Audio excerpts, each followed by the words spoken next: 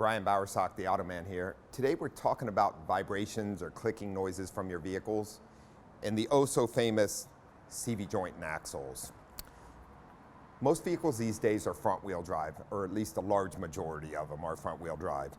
And often some rear-wheel drive vehicles have independent suspension and may have a CV, or what's called a constant velocity axle. These axles actually bend on both ends so that the suspension can move up and down freely per wheel. But there are some issues that do sometimes come with front-wheel drive cars when these tend to wear out.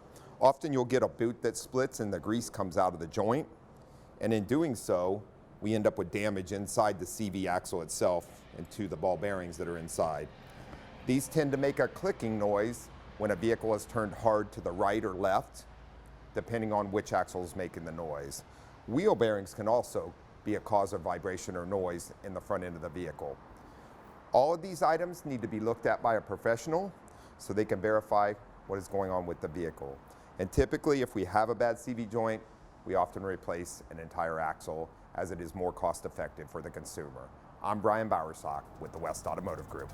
For the latest automotive news and helpful tips, join the Automan next Friday following News 8 at 7 a.m. and 7 p.m. on the CW San Diego.